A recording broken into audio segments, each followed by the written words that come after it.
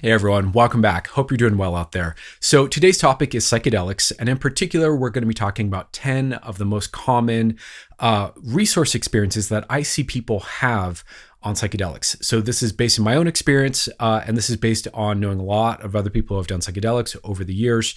These are the most common kind of big, positive, powerful experiences and resource states that I see people access. So this is really for you if you are psychedelic curious, you've never done them, and you've kind of found this channel and you're kind of researching about using psychedelics for personal healing, personal growth, spiritual development, whatever that might be in your case. And this is also perhaps for anyone who's new to psychedelics and still just exploring them and wants a bit of a roadmap or a bit of a observation from someone who's kind of been involved in them for a long time. So if this interests you, please join me. Okay, so just a little bit of context here, and then we'll go ahead and dive into the list here. So the reason I'm making this video is because I recently mentioned on the channel that I wanted to start adding more content that is essentially positive in nature, uplifting, exciting, optimistic, empowering, these kinds of things, because with the kind of topics that I've been talking about here on the channel, it can tend to veer towards the heavy, towards the difficult, towards the sad, towards problems, towards the issues, towards traumas, towards these kinds of things. And while all that is incredibly important, I don't want us to lose sight here on the channel and in this discussion about why we are engaging the difficult side of human experience. And that's not only just for the sake of engaging it, it's really for the sake of healing, for expansion, for growth, for deeper connection to the best that lives inside of us and the best that life has to offer us. And so I wanted to kind of return to this theme of the positive side of this. I really do see personal healing and personal growth and, therapy and transformation, all this stuff. I really do see it as a continuum or a spectrum that is at least equally balanced between dealing with problems, dealing with the difficult, and expanding or growing our capacity for feeling good and accessing the positive and the resource, right? So this is an idea I'll be expanding upon more and more and more over the years on this channel. Understanding how to resource yourself, what resource states are, how to integrate them, how to leverage them for personal transformation, how to live a resourced way of living is such a huge, huge, huge aspect of this conversation. So I thought, what better way to kind of like reorient towards this than to, get to the heart of why we're taking psychedelics. Why are psychedelics useful for mental health? What is the point of taking them? And I do think the answer to that question is probably multivaried depending on the person and the context and the situation and the interest and the focus. Psychedelics are a massive, massive topic with a lot of complexity inside of them, right?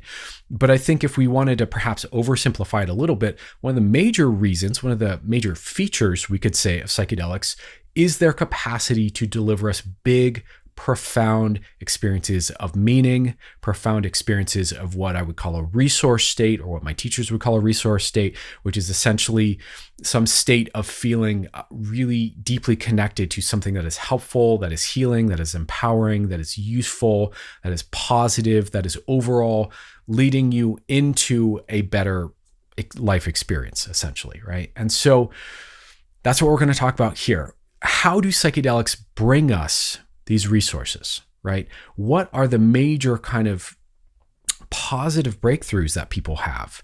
Transformative moments of discovery that people have inside their own body, inside their own mind and nervous system that create massive awakenings to how good we can feel, to what our positive potential is, in terms of not only how we feel, but the kind of life we lead, the kind of options that become available to us, the kind of possibilities that become available in relationships and in the world around us, right?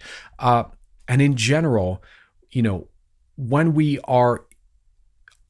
understand ourselves, this is the best way to put it, when we understand ourselves in the light of really our capacity for the best inside of us, the most positive inside of us, as well as, the negative aspects of ourselves, this really shifts our self-awareness, our understanding of ourselves, and really begins to radically redefine the vision of what's possible in life. So I know that might be a little bit of word salad, but hopefully that makes sense. Resource states are important. They're huge.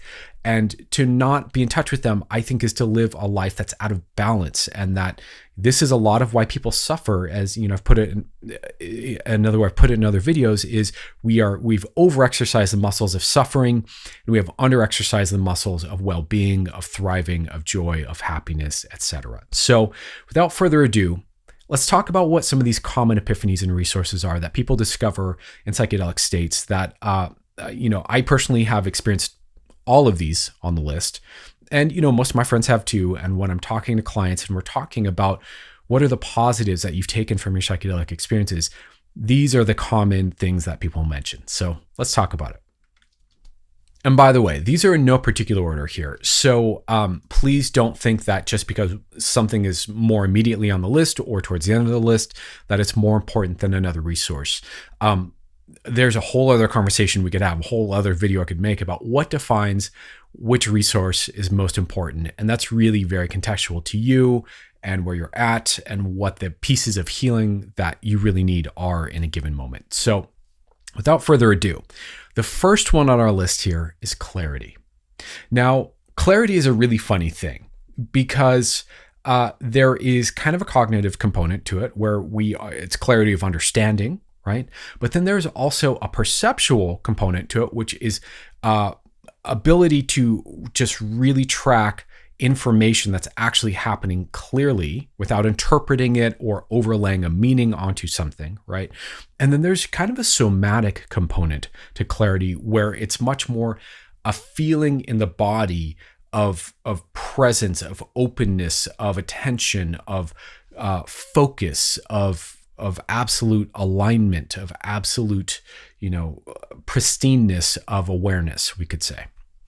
And sometimes when people think of clarity as a resource, this is one of these resources that can be a little bit underrated sometimes, where people think, I want joy, I want bliss, I want contentment, I want fulfillment.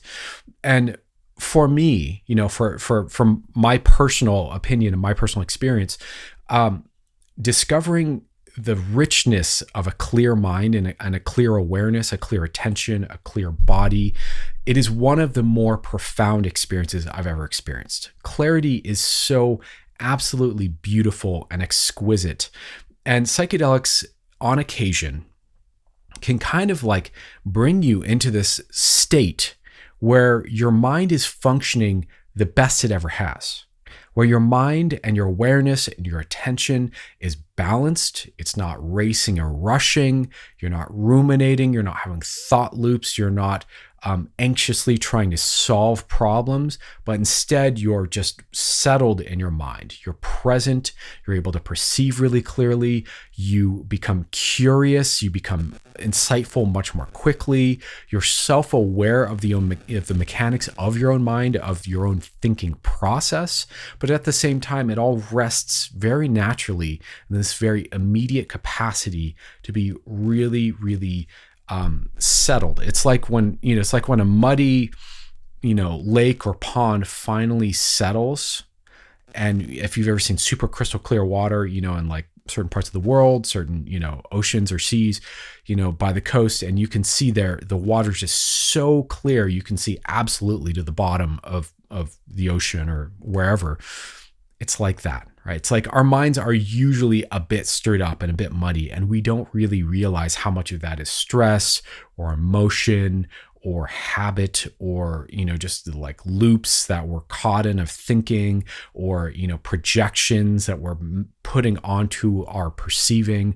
And when all of that kind of settles and falls away, the capacity for the mind is so much more heightened, and it's such a wonderfully beautiful, profound experience. So the first one here, clarity.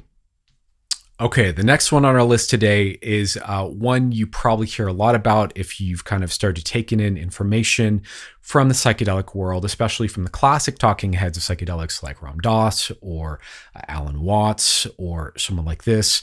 And that would be the experience of compassion. Right? Now, what do I mean when I say compassion? Compassion is one of these words, quite frankly, most of these words, which are describing states of being, right? States of experience. can be a little bit fuzzy. Language gets a little slippery. It gets a little hard to define. And depending on what reference point you look at, you might really get very different inferences. So let me try to define what I mean by compassion here.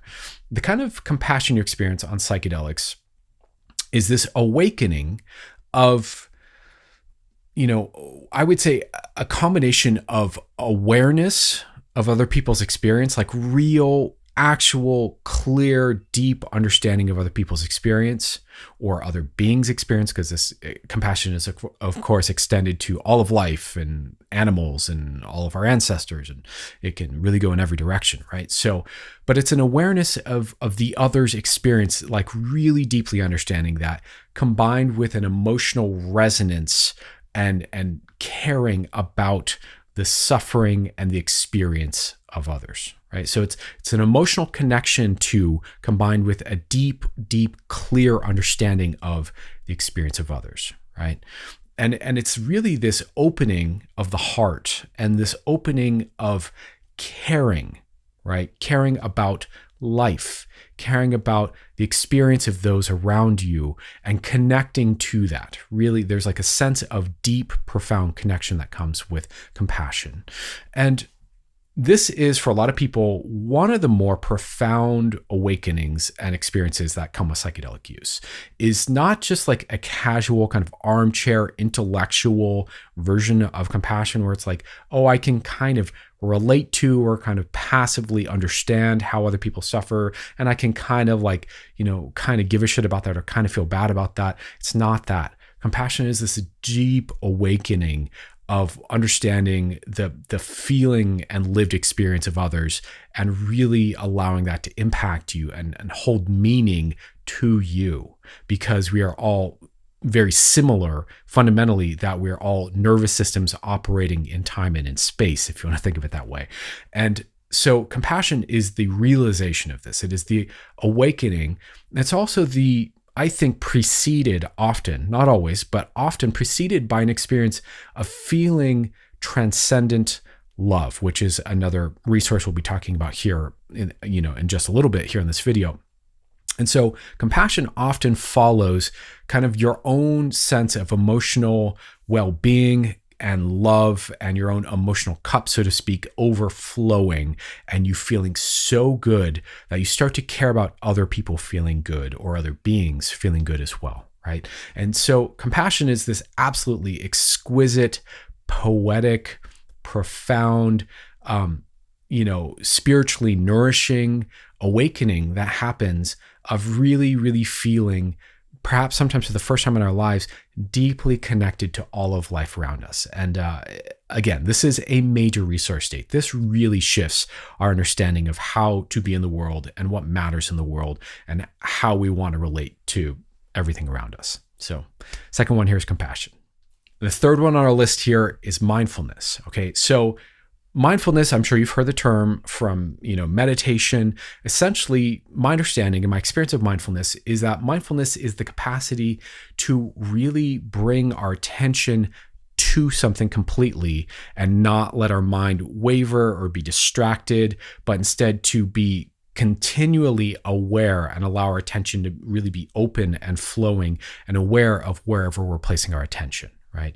So mindfulness can include, it can be like broad in scope, but it could include others and yourself and your internal and your external experience at the same time and the different layers of yourself. That's often a lot for a lot of people, though, although it's not uncommon to become aware of all of that kind of very suddenly on psychedelics.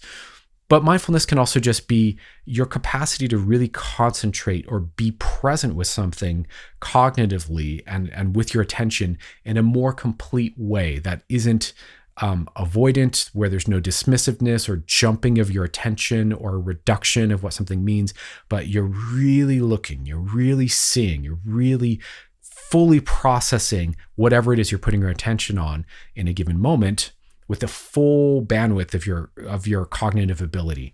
And it's such a juicy, rewarding experience. And this is where, kind of as a cliche, perhaps, you might think of people taking psychedelics and, looking at a flower and just getting lost in the exquisite detail and beauty of the flower. What they're really experiencing in that moment, or one of the things they could be experiencing in that moment, let's say, is a rich depth of mindfulness, like the final awareness of all their attention being moved onto just the flower in this case. But the funny and fun thing about psychedelics is that when you discover this capacity for mindfulness, you can put it on literally anything, and it can be fascinating, profound, deep, entertaining, revelatory.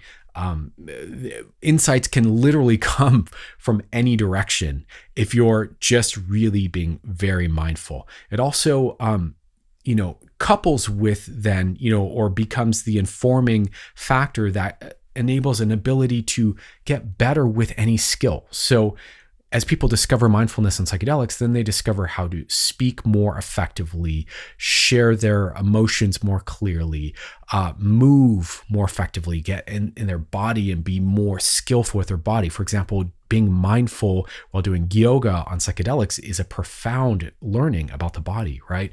Learning how to, do things. I've practiced instruments on psychedelics before and learned a lot about my instrument because of that heightened capacity for mindfulness. Now, obviously, probably I should have said in the intro here, all of these resource states are available to us outside of psychedelics, particularly mindfulness, particularly if you're a practicing meditator. So I don't want to say this is any of these are exclusive to psychedelics, but psychedelics do have the capacity to amplify whatever it is we're experiencing. So amplified mindfulness becomes this really rich resource of insight and wisdom and personal capabilities kind of being expanded. So yeah, mindfulness. Okay, number 4 on our list here is playfulness. So this is another one of these resource states that I think a lot of people underestimate as being important or as being relevant as a resource, right? So let's just think about this for a moment, kind of pull this out of the psychedelic context here for a moment. And I want you to just think about, how does your life change if you're able to bring a spirit of playfulness whenever you want to or whenever you need to whatever situation you're in? How does learning become easier? How does relationships become easier? How does problem solving become easier? How does, dealing with difficult moments become easier? How does, connecting with people in this whole other way that can take a lot of stress out of situations become easier, right? There are so many different ways that playfulness, once you learn the feel for it, or remember more accurately, probably the feel for it, how that translates over into the rest of your life in terms of a new capacity to enjoy or experience life in a different way that I think is, quite frankly, more empowering and more empowered, right? Playfulness is an essential part of how, as kids, we learn things, right?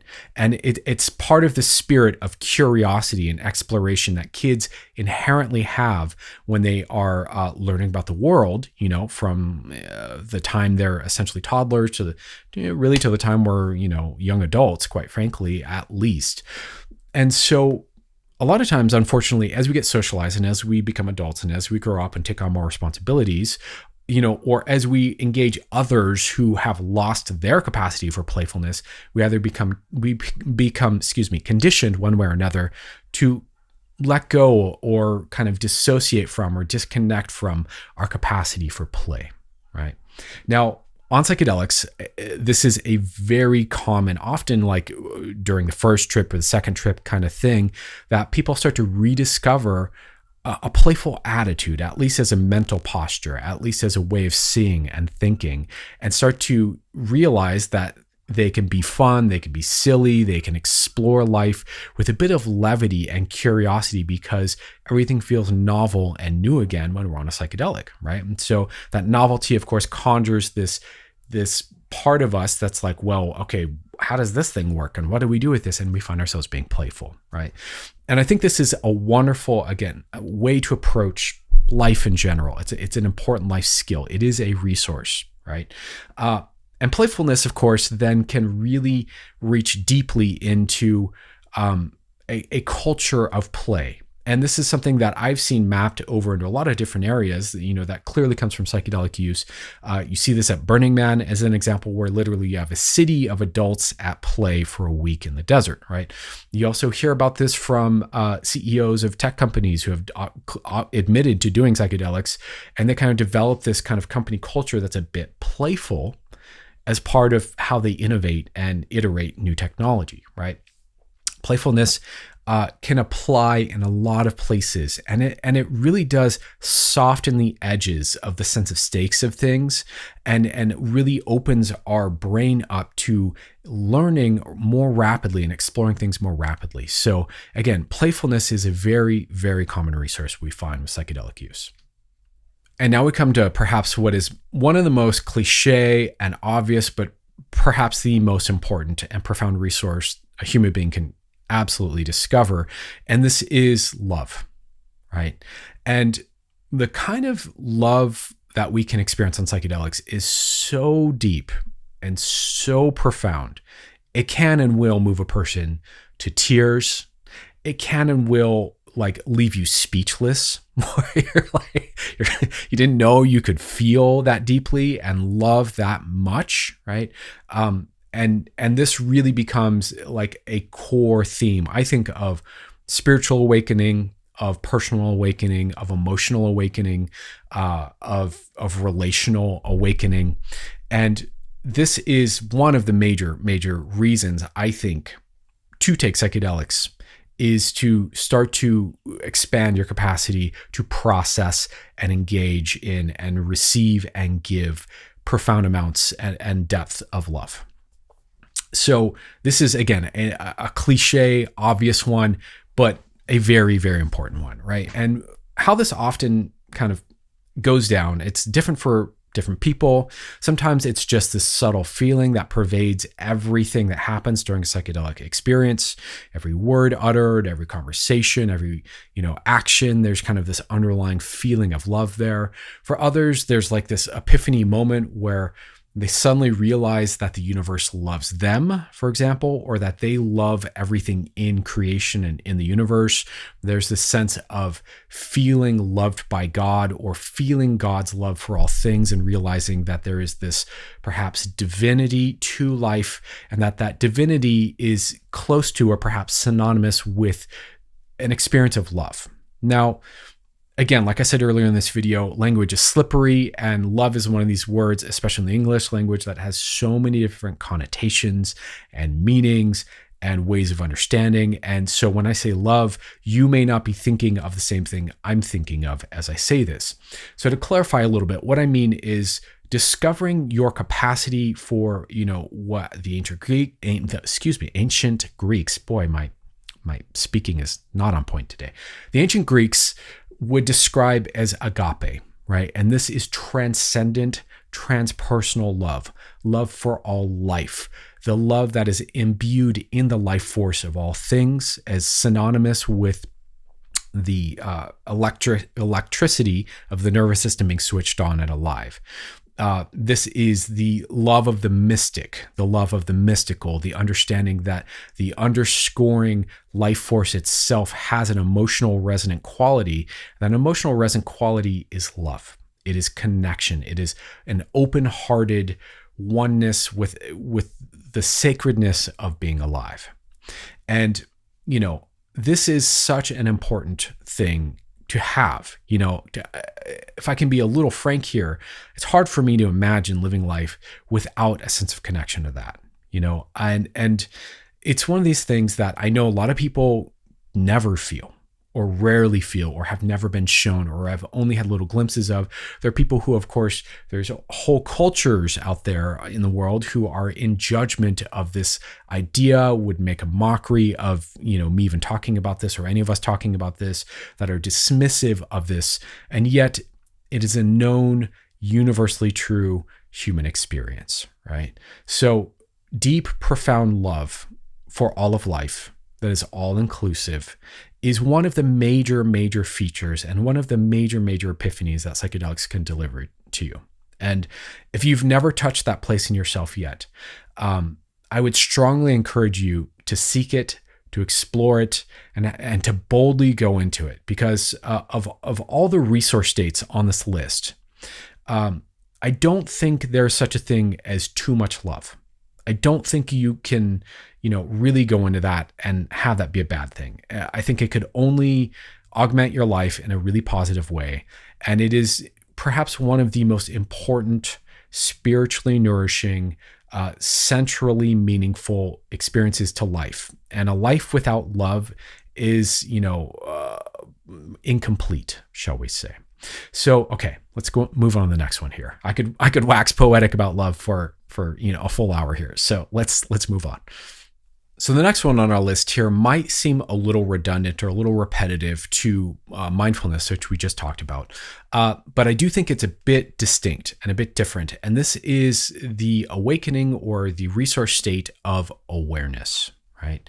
Now, awareness is an inherent quality that human beings have. And if you want to kind of follow the way, certain spiritual thinkers think about it, awareness is an inherent quality in life itself, in the whatever this animating life force is that imbues all our bodies with the ability to move and function, right? And seems to be like a universal amongst all of life. If you believe there's a life force, from a spiritual perspective, then awareness is one of the inherent qualities of this life force, right? And debatably, one of the inherent qualities of perhaps the fabric of the universe, according to some quantum physicists or some people connected to the thinking of quantum physics, at least. I think this is another important resource state that very obviously translates to self-healing work, to therapeutic work, to spiritual growth work, to really getting good at anything, including relating with others, including, leveling up your own life, including being self-aware, right? Awareness is a profoundly important resource state. So really quick, what would be the difference here between awareness and mindfulness? I was thinking about this before I popped on the camera, and I guess the best way I could put it, from my point of view, and this might be semantics and you feel free to disagree, of course, but the way I would think about this is awareness is perhaps broader in scope, more open-ended, less focused, right? You could be aware of your environment and everything going on around you. You could be aware of what's happening inside of your body. You could be aware of the different layers of your experience at the same time. You could be aware of a lot of things. And I think that's different than being mindful, where it's perhaps a narrower scope and you're more attentive to just one thing. Right. So awareness can be, I think, more broad, more abstract, more expansive in nature. And mindfulness perhaps is a bit more grounded, focused on one single thing at a time. But this capacity for awareness has no boundary, has no end, and really provides you with a rich source of clear information. The better you get at being aware, that translates to every area of life, again, as being really valuable and useful. Without awareness, we're unaware. We are literally kind of operating on just a robotic base level sensory information kind of thing. We're kind of just like meat robots without awareness. Awareness is what modulates our attention and informs us and gives us the capacity to make choices and redirect ourselves and do new things. Awareness is so much of what makes human beings, and so much of what makes modern life is this information age we're in. It's all about awareness, right? So learning to become more aware and how to hone your own awareness is, again, a massive learning that psychedelics deliver. It's profound when you really have one of those kinds of journeys. Okay, next on our list, I wouldn't exactly call this a polarity to awareness because it integrates with awareness, but this is perhaps a little bit at the other side of the spectrum here. And this is the awakening of what you could think of as passion or enthusiasm, or a bubbling up of vitality and life force in you, an embodied emotional vivaciousness, right? This is another very common resource state that people experience. It pairs a lot with that sense of playfulness, right? So a lot of times when we're feeling playful, we're also feeling more passionate, more vibrant, more alive, more energetic, more embodied. And this is a huge, huge resource state. You know, a lot of us as adults in the current world live very kind of emotionally suppressed, energetically, you know, physically unhealthy and energetically kind of low kind of existences where we're just kind of dragging ourselves through the day and not feeling great and just kind of feeling heavy and dull. And psychedelics often, you know, counteract this. And when you take a psychedelic, there can be this sense of suddenly there's a ton of energy in your body. There's a ton of life force, a ton of vitality that wants to move through you. And you find yourself wanting to say things or do things or self-express or, you know, go play outside or, you know, et cetera, et cetera. Hence all the wild, kooky things that you see hippies do at festivals that are, you know, body-based, right? There's a reason that embodiment and body-based play is such a big part of New Age community. And it has to do with this kind of life force and this kind of passion for life and this vivaciousness that awakens in you, often on psychedelics. The cool part about that is, you know, that's, again, not something that you have to take a psychedelic to experience, but it's something that often we've kind of conditioned ourselves out of and forgotten. And then when you take a psychedelic, you kind of remember how good you could feel, how alive and vibrant and sharp and bursting with energy you can feel. And quite frankly, it can be hard to suppress on a psychedelic. It's like bursting at the seams in you. And when that happens, it's like, it's such a lovely reminder of how capable you are still feeling vibrantly alive. I think for a lot of people, this also kind of conjures memories of being young, of being a toddler or a kid and, you know, playing outdoors and running around and being rambunctious and playing with other kids and all that kind of stuff. And so there's this sense of returning to the full force of your power and your ability, right? So this is, again, another major resource state because for a lot of us, it's hard to do the things we want to do in life and have the kind of life we want to have if we're feeling low energy, if we're feeling like a lack of passion, we're feeling anhedonic, we're feeling numb, we're feeling suppressed, we're feeling muted, right? I get it. I've been there. I lived a lot of my life in those states, so I totally understand. And this is one of the things that was for me a bit unnerving about taking psychedelics is realizing, you know, oh, I'm capable of feeling like that, but then my day-to-day, I kind of feel meh. But it's better to know what your capacities are because then it gives you something to work towards. So yeah, vivaciousness, vibrantness, passion, right? This is another common resource state.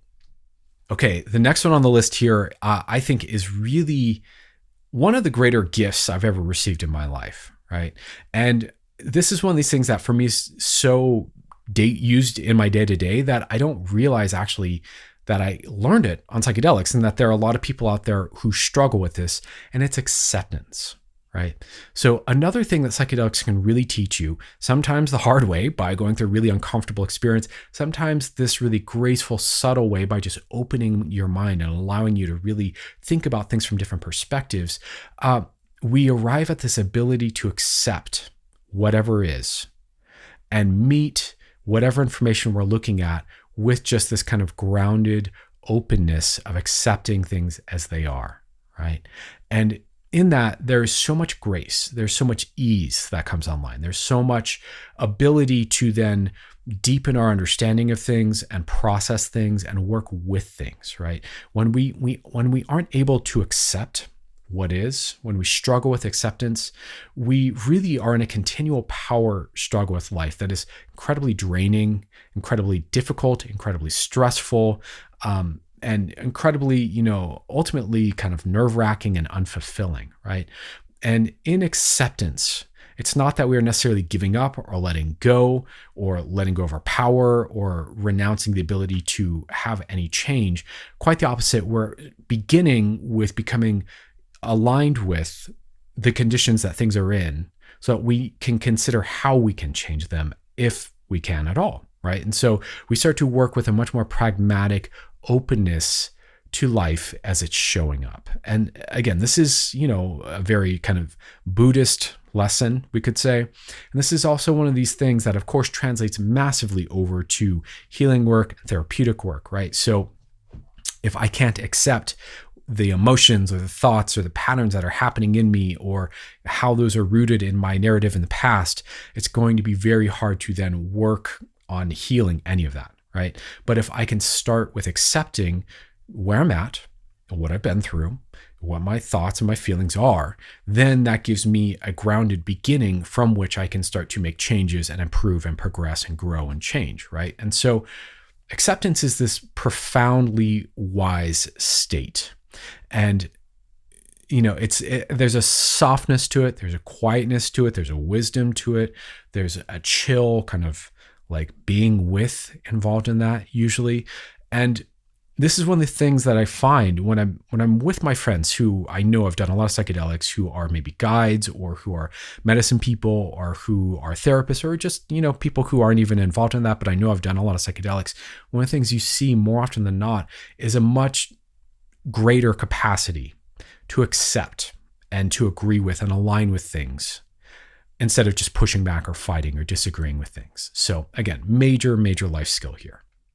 Next one on the list here may potentially be my favorite on the entire list, although that's highly debatable. But the depths of this state are just exquisite, and I think for your average person, so incredibly rare. And that would be bliss, right? It's very, very common for people to take a psychedelic and have this experience of feeling like being in a body and being alive at all, simply existing and breathing and being here is imbued with this profound experience of blissfulness and bliss, right? And bliss is a really interesting, deep state, right? And this is, again, something that really offers us a lot in terms of resource, right? So when you discover capacity for bliss inside of yourself, part of that is now you have this capacity for just absolute kind of sense of tranquility and safety, and this kind of stretching of your capacity to feel really, really, really, really, really good, right? That it really reaches into the ecstatic, right? That reaches into resonating. Sometimes I think of it as like when I'm in bliss, I'm like a sympathetic string on an instrument that's resonating with the note that's being plucked through me at the moment, right? So it's like my whole body resonates with whether it's spirituality or compassion or love or aliveness or well-being. My whole system, my whole body, my whole mind, my whole emotional system, all the different layers of myself resonate with that in this kind of amplifying overtonal kind of, I'm using all these weird sound metaphors here. You get the sense though, bliss is one of these ineffable, difficult to describe states, but you know it when you feel it. Bliss can get so intense that it can be kind of uncomfortable in moments. I've been there. It can get really overwhelming, like in a good way, but it can be a lot. Bliss can also really move into this more emotional place of like deep emotional well-being and fulfillment, right?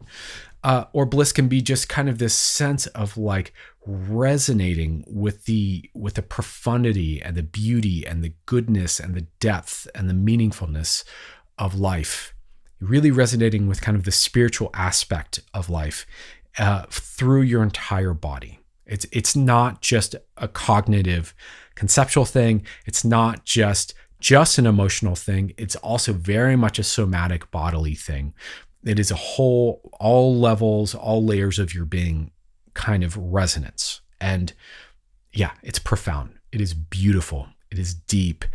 It's fun. If I can be frank, it can almost be a little bit addictive sometimes. I've certainly gone through periods of my life where I was a bit of a bliss junkie, where all I wanted to do was kind of take psychedelics or meditate or do spiritual practices and get into big bliss states because they're vitalizing, they're transformative, they're calibrating to you at all levels, they're nourishing, they're life affirming, and it's deep and it's yours. It's deeply personal. I don't know why I would say that, because it's also very transpersonal, right? It's not just about you as an identity, as a person, but there's something that feels incredibly intimate and personal and at the center of your experience about bliss. So bliss is I think, something, if you've never experienced, to pursue in life. It is one of the reasons to be alive, and one of the, let's say, the exquisite opportunities of having a nervous system. And if you're not familiar with Bliss, I do believe everyone's capable of it. And I would strongly encourage you to seek it out, whether it's through, again, meditation, spiritual practices, what have you, right? So yeah, another one here, Bliss. And last, but certainly not least by any stretch of the imagination, is the experience of oneness, right? And oneness is a resource state. Oneness is perhaps the ultimate resource state, I would argue. Oneness really is, again, a deep, profound, all levels of your being experience of the interconnection of all of life. And your, at the deepest level of oneness, it's not even that you recognize similarity between you and everything around you. At the deepest level, it's immersed and it's merged, and there's literally no sense of separation between me, my body, this vehicle, and my attention, and my life force circulating through my body, and the sensations in my body, and everything happening around in all of creation, all of the cosmos, right? And this is something that sounds so woo and so far outside of your personal experience. You can kind of know it's a thing in terms of concepts and talking points, but it doesn't seem real or resonant or relevant or correct to hear it described that way until you've been there yourself. Oneness is a tricky one and an interesting one with psychedelics because, I do think it's a feature, perhaps the central feature of psychedelics, right? So, and by psychedelics here, to be clear, I'm not talking necessarily ketamine or MDMA or the family of psychedelics. I'm talking psilocybin, I'm talking LSD, I'm talking DMT, I'm talking mescaline, things like that. Oneness is the feature. It is the kind of the major reason to take psychedelics, or one of the major reasons to take psychedelics. It is the thing that when you go up in dose in a psychedelic, you are more likely to experience, right? You're more likely to have more of that, right? And so oneness is the material, is the substance, is at the absolute center of the psychedelic experience from my point of view. Some would argue, some would say it's not relevant at all. There are definitely psychonauts out there who are anti-spiritual and, don't believe oneness is a thing and, are very dismissive of this. But in my experience, it is absolutely at the profound core of the experience if we're being open to it and intellectually honest about that from my point of view.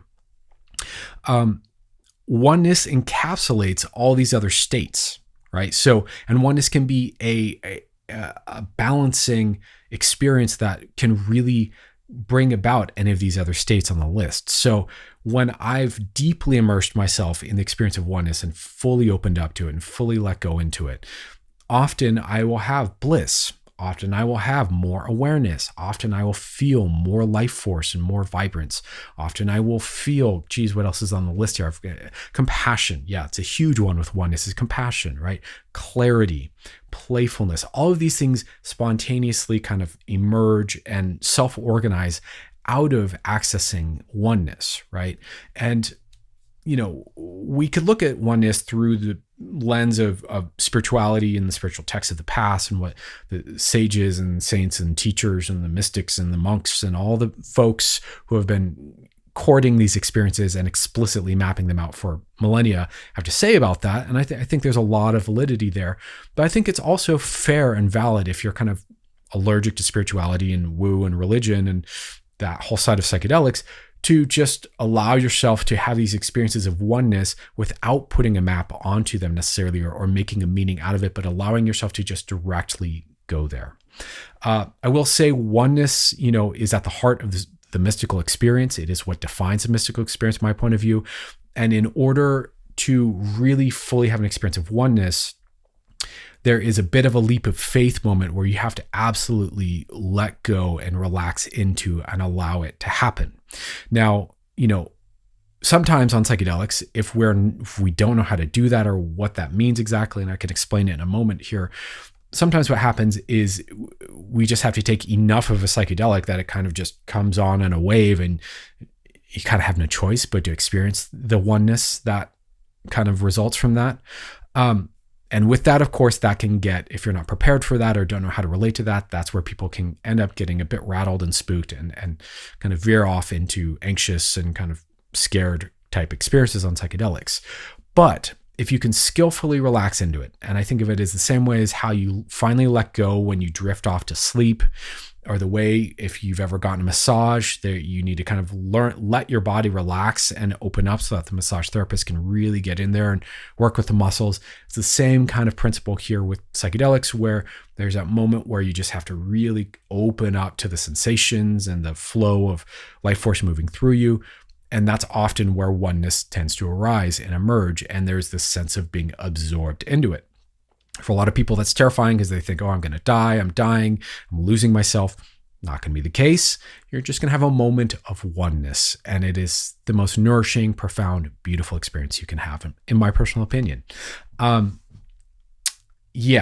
so oneness is perhaps the most abstract, because it's outside of conceptual experience, quite frankly, is the most abstract part of the psychedelic experience that can seem to be the hardest to map over to being useful as a resource state in the rest of your life.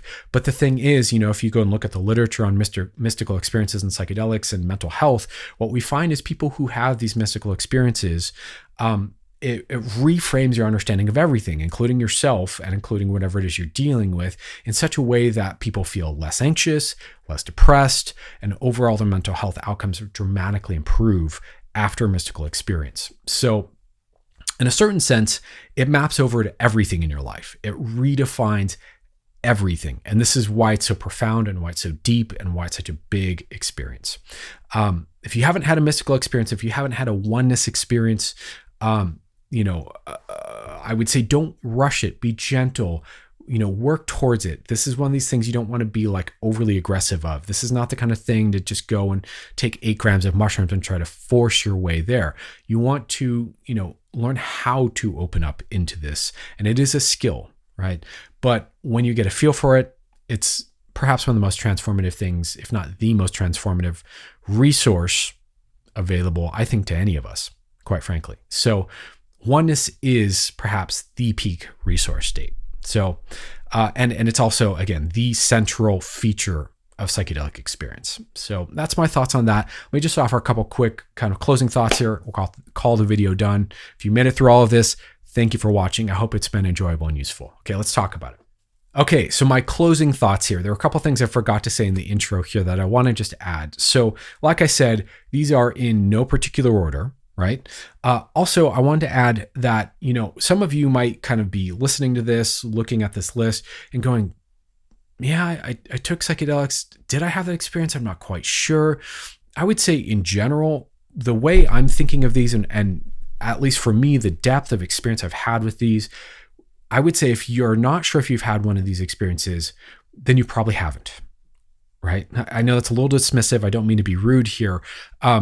But just consider that these are the kinds of experiences that when you have them, when you really have them, right? When there will be no question in your mind, in hindsight, what was that? Wow. Especially with, say, the awakening of love or, playfulness or bliss. I mean, it's really true with all of them here. So if you're unsure if you've had these experiences, consider that perhaps you haven't yet, and that's okay, but that these are all potentials for you in the psychedelic realm if you're playing with psychedelics or exploring them for yourself. Other thing I would say here is, again, these can all be cultivated outside of psychedelics. The psychedelics are not the only way to get to these states. And again, these are all net positives that you can amplify or use in your day-to-day life or cultivate in your day-to-day life that really add to the richness and the beauty and the exquisite meaning of being a human being and being alive. What else do I want to say about this? Yeah, I guess that's it for now. So let me know what you think. Please leave a comment down below. Is there something I left out that you feel is kind of one of the major, obvious primary resource states? Is there something I said here that resonated for you? Something I said here that you don't agree with, that you would like to kind of have a discussion about? Any of that, of course, keep it civil, be cool. But any of that down below in the comments, super welcome. I'd love to hear your thoughts. And I think without further ado, for now, let's wrap the video. Thank you for watching. Much love to you all. I hope you're doing well out there, and more content as always on the way soon.